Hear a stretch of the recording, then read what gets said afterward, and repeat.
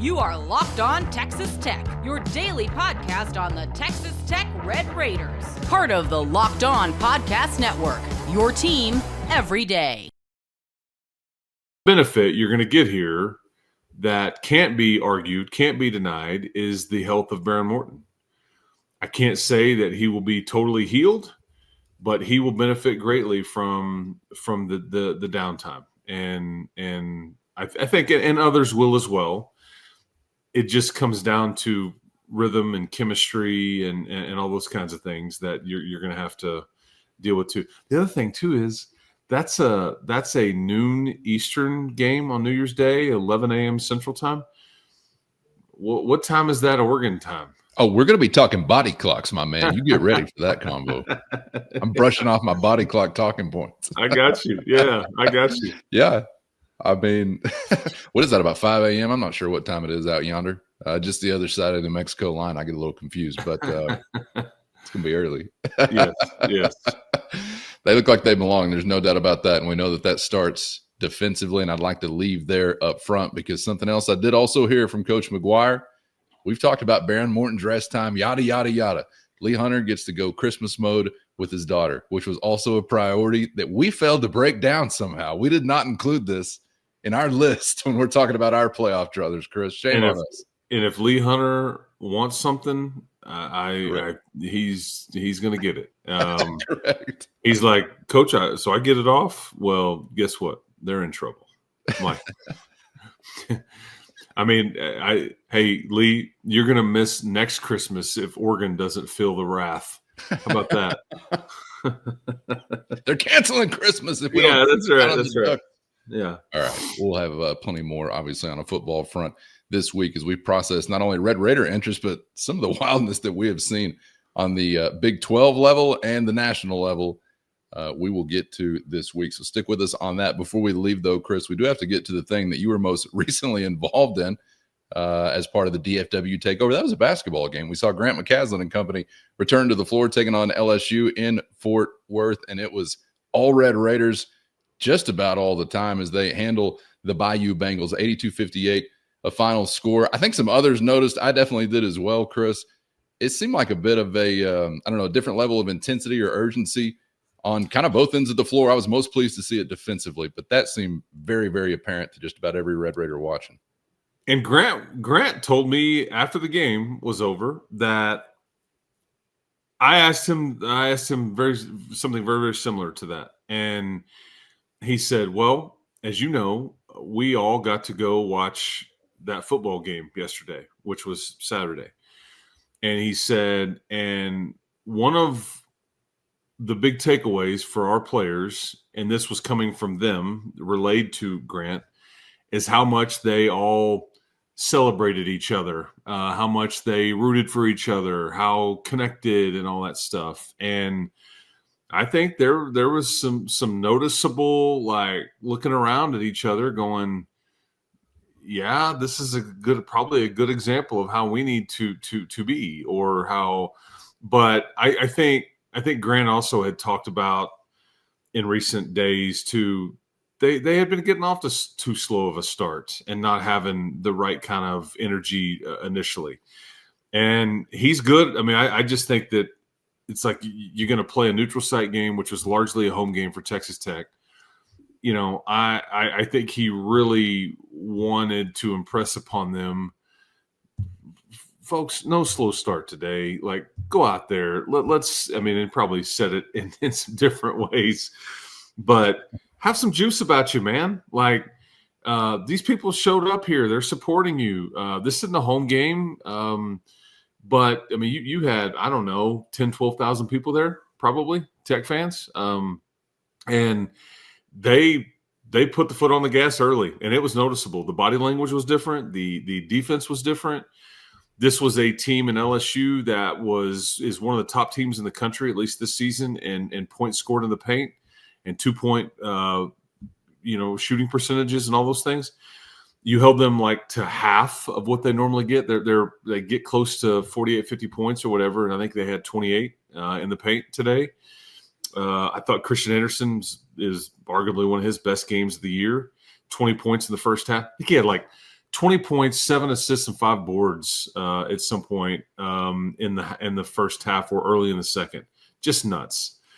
And Jalen Petty was back, had some juice, and we'll get into some other aspects of the game and the team and all that, because you're in it now, buddy.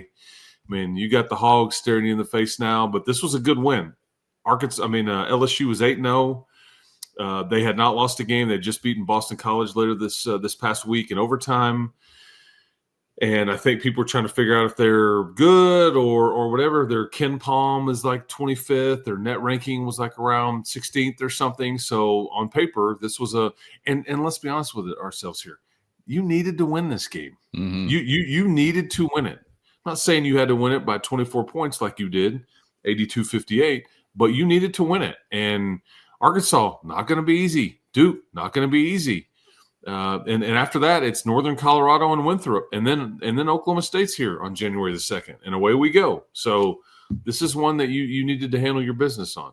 Yeah, it got my attention because I was just saying you just need to win it, and then you come out and you put a thumping on them, and you do it kind of quickly out of the gate. You got a 21-point lead at half, and so I say, okay, this is nice too, and this is another good reminder, kind of like what we've talked about. I know we've been so caught up in the fog of football war. It's kind of hard to even remember what we were talking about last time we were talking hoops. But I remember saying we can see there are talented pieces with potential. Can you turn these into a team? We've all been sort of concerned to see it really lacking urgency-wise. Defensively, that was a little bit different. So did you find something you can sustain, continue to come together? I've already sort of felt like you're in the blender with some of the top 15, top 25 competition you face. So Arkansas, Duke, what's next? Why not borrow something else from the football program, right? First, today's episode brought to you by FanDuel. And football is in full force, and FanDuel's giving you stocked with action every game day with a can't-miss offer. Right now, new customers can bet only $5, and if your bet hits, you're getting $300 in bonus bets to use across the app. Player props, building a same-game parlay, or even jumping in live as the action unfolds. Any way you like it, FanDuel has you covered. Quick, easy, and secure every time. If you're ready to play, download the FanDuel app now by visiting FanDuel.com to get started. That's FanDuel.com to place your first $5 bet. I liked what I saw. I love the fact that, too, I'm glad you just said it that way, too. I love the fact that Grant often references Joey. Joey often references Grant. Come speak to my team. Hey, remember when, insert name here spoke to you guys? I mean, there's a lot of connection there, and that's, I work with those two programs, obviously, but I love that. They are very similar in a lot of ways and have grinded to get to this point, and are very appreciative of where they're at. And it's great when they're borrowing from each other, whatever it may be. And in this case, I think when you drop that team in that environment that we talked about, and you're watching the aforementioned Lee Hunter carry John Curry off the field and post him up on the bench, just all that kind of stuff. I mean, how can you not get something from that, especially when you're wearing the same logo and you're playing for the same school and some of the same leadership and all that stuff. So I love that when he said that to me, because they played like it, and it was noticeable. And I will tell you that Jeff Haxton and I noticed 10, 12 minutes into the game, it's like LSU didn't really want it anymore. I mean, you were doing some things to them that hadn't been done to them this season, and there's not a lot of energy. It's like you just took it.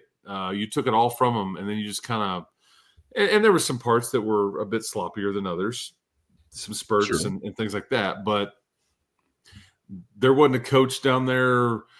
There were players down there, and they're into the bench getting up and being fired up and all. I mean, it just was weird. It's like but the whole Tech team and the whole Tech staff and all that, there was energy and body language and some accountability and all that stuff, and the LSU just didn't have it. So that's their problem. It reminded me 2 years ago in this same game when you played Vanderbilt, and Jerry Stackhouse was their coach, and he had pretty much already checked out. There it was like you rolled in and just whip that candy ass, and the Commodores wanted no mas, and this is similar to what LSU did too. Expected a win and was glad to get one, but a little more meat on the bone there maybe than I was thinking, and some more things to think on as we get ready for this next huge one. It's a big week for Coach McCaslin and the Red Raiders as we prepare for the Hogs coming up in just about a week's time back in the Metroplex. All right, Chris, appreciate your time, my man. Continue to recharge because it ain't stopping. And the stakes are only getting higher. So looking forward to chopping it up with you. We'll be back to plenty more goings on within the realm of the college football playoff, the bowls, opt-outs. I'm not playing. My ball and I are going home. Those types of conversations and a whole lot more. So stick with us, Chris. Looking forward to it. And we'll see you for the next one. Yes, and I hope I don't want to annoy anybody here, especially my man Cowan here, but thank you to all the people at the arena that came up and said hello in the concourse or by where Hax and I were set up that listened to this show. And you all are awesome. People from the Metroplex and parts elsewhere, and then even some Lubbock folks. But good to meet all of you. Thank you for listening to what we do here, man. Thank you for subscribing and all this stuff. This is all free. We certainly appreciate it, and happy to be able to do it. And we're telling some great stories right now, folks. This is a good time. Golden era, maybe so. The beginning of the golden era is what I'm riding with right now. Yeah, and all the text rolling in from the Matador Mob, as you can imagine, over the weekend, Chris. Yes. I mean, I think we were represented both coasts, New York City to Cozumel. I heard from Canada. I heard from Portugal. Our guy Robert in Portugal, and also our friend Jeff in South Korea. I mean, I'm hearing from guys that are saying it's 4 a.m. here and I'm ready to party, baby. So the guns were up globally, and they're staying that way for every Red Raider because the good guys are Big 12 champs headed to the Orange Bowl January 1st. All right. As you sit here and tell me all that, I will tell you too. My son is upstairs right now, ironing the confetti that I had in my back pocket and in my bag. I kid you not. I was like, that's I'm saving some of that. So I handed some out at the arena too. And I had some in my back pocket. I saw people just dropping it in some hands. But yeah, man. Hey, wherever you are in this world, man, I hope you're still enjoying and yeah, you had a toast. That's good. Yeah, it doesn't get a whole lot better than it did this weekend, at least so far, because who's to say what's to come? Just over the hill, around the bend, a hop, skip, and a jump from now, January 1, next year, when we get back together for a football game. Maybe say the biggest ever.